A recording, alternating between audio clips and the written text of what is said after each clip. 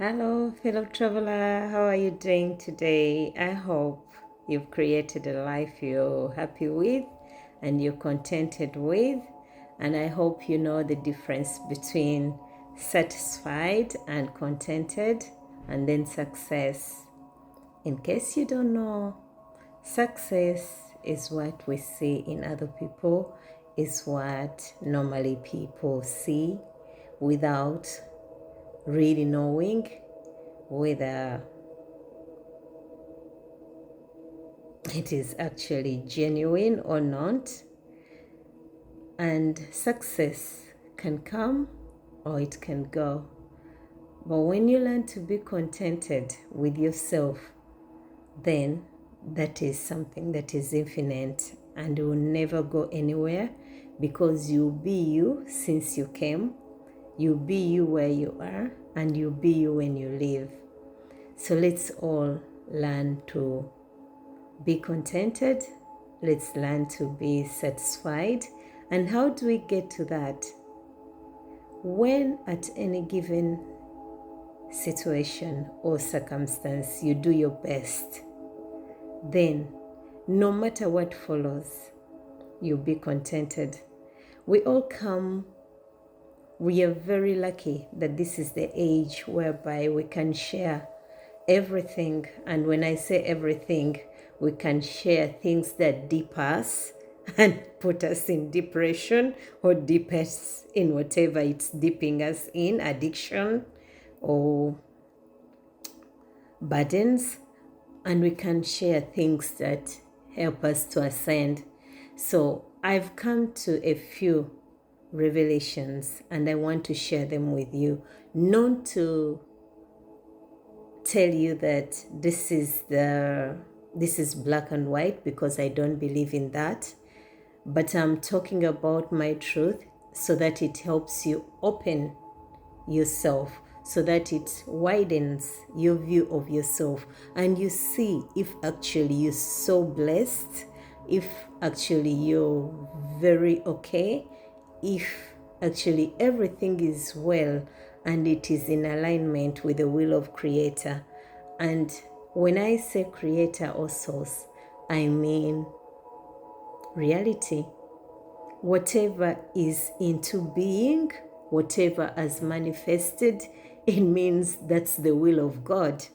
And when you learn to trust that there is a source of everything, whether higher, whether lower, that's why they say that the Alpha and Omega, the dark and the light. So when you learn that, it takes away some of the unnecessary suffering. Pain will come to us, but I've also come to understand that we tend, with the mind that we were given, to create suffering for ourselves by thinking that anything is personal, when actually nothing is really personal. Things are just being, and then from our own perspective or from our own view, we start giving them names, we start equating them to different things, we start comparing them, when actually this life is a very personal thing. How you see your things, how you understand your things is not the way I understand. Although when you're not happy because you've not got what you want, the same feeling attacks us for the lack of it. So today I wanted to just ask, what have you done to reassure yourself that you're in control? Have you come back to your house? The Bible has so many metaphors, and it is kind of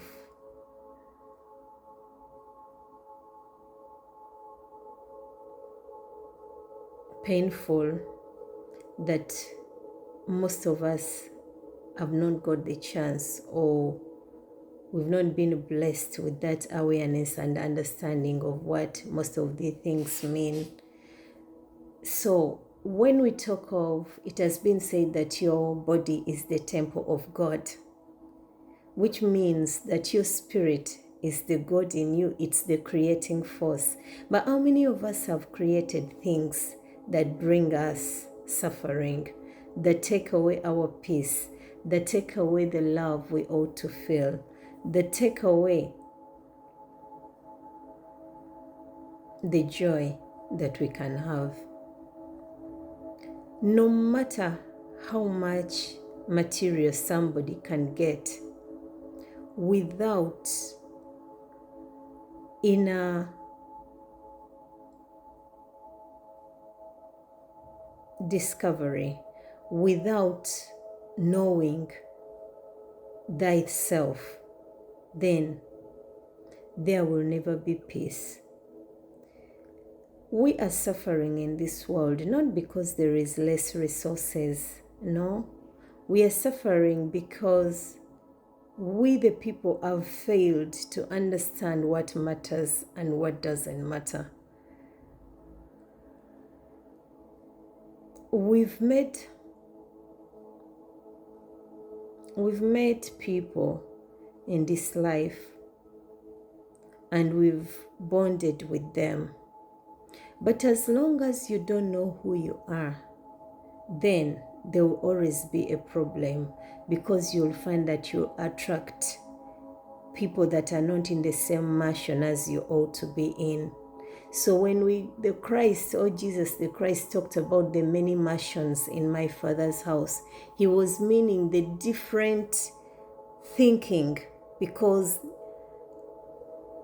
thoughts are entities, and where an entity occupies, that is space, that is a mansion, that is a premise, So how many entities are you entertaining? And if you are not in your house, and if you don't know what are your values, what you really want to do, what keeps you peaceful, what makes you feel like, okay, if this were the last day I'm on earth, it would be well. If this is all I had to get, it is well. If you've not gotten to that grade, if you've not yet known that, can you imagine how many things you'll attract to yourself? Do you know how many compulsive relationships you will start? Do you know how many things you'll acquire just to cover the deep emptiness you feel? These are questions to reflect on. I invite you to think about this, and when you find that actually the best things in life are free because they are within us, then you can tell that to everyone, and then you can also understand that no one owes you anything, and you don't owe anyone anything, because life makes sense because you are alive. If anything is taking away your life, it is duplicating it. When we were given life, we were given a life that is receding, or the body is always going on a downward level. Everything is aging. But as it ages, spirit is alive and full of vanity and very present, and the awareness is really, because I'm sure the same awareness you had as a child is still the same awareness you have now. So it is the ageless, it's the unborn in all of us, So if you find that, okay, you've been through so many things and you've managed to overcome them, and you've picked the lessons. For some, where you've not picked the lessons or learned them, they'll keep repeating. Then you come to find that actually it's your duty, it is my duty, it is your responsibility to find peace within yourself, to find value within yourself, because others will value you according to the level of value they have themselves. Some of these quotes we read that, oh, your value does not duplicate just because of other people. If you know, so and so many other quotes as you read them. When you read them, try to decode them, bring them to your life, and you see how life is so easy and so simple, but somehow, somewhere, we've managed to complicate it.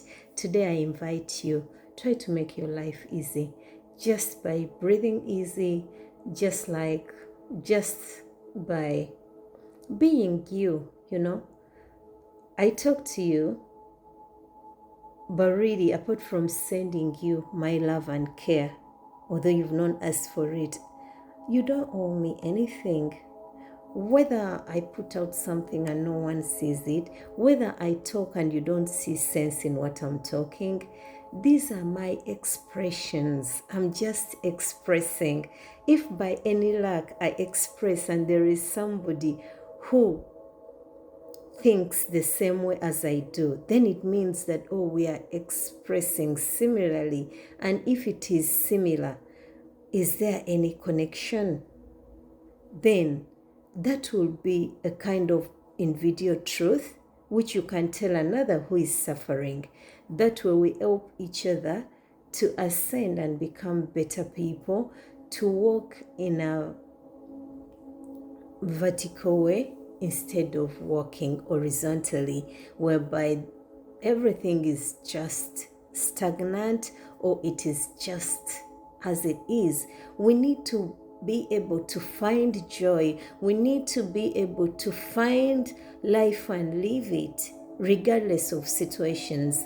We are in an era where the material abundance is quite a lot. The things are so much, but inside us we are so duplicated that we are like walking zombies. There is no life in us. We've dimmed down.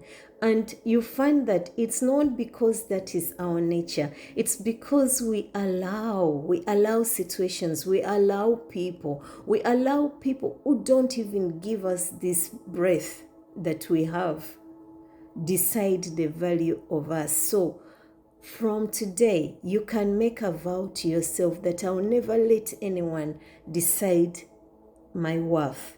I'll never let anyone determine my joy. Yes, it is not an easy thing. We get bumps. But you know, every time you feel overwhelmed, know that you're carrying something that is not you. Because if you're carrying you, if you're within your house and you're present and you're conducting everything, it means you'll be in control of everything. You'll be in control of all your faculties. You'll see what you want to see. You'll think what you want to think. But if you start putting in other things that are not meant to be yours, then you feel overloaded and overwhelmed.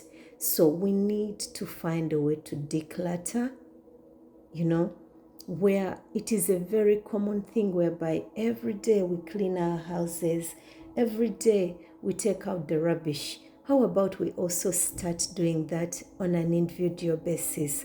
We start doing that in our lives. Look around in your life, look around where you are, look at things that make you feel overwhelmed, overburdened. Look at people who bring you heavy feelings. When you talk with them, you feel really heavy. When you talk with them, you feel really duplicated, who are always telling you the same stinky stories. And then for your own peace of mind, because I would rather that at least someone out there is happy than all of us never knowing joy. So if you also think that you getting out of somebody's life will give them joy, will give them better health, will lighten their lives, you can also do that. Because if you can't have it, let another one have it. That is the human experience. Much love and blessings to you. I I would love to see what you think about my thoughts, and we see if we can build a better world, because it's up to us. If we don't do it, who will do it? Who will change this world so that we are happier people? Happier homes, happier individuals create happier homes. Happier homes create happier communities. Happier communities create happier governments. Are the people that are in higher positions, are they happy people? Are they bringing out happy policies for us? Or are they miserable and bringing out depressing policies for us?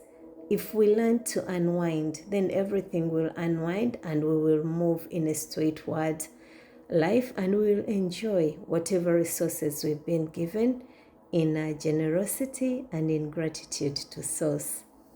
Much blessings.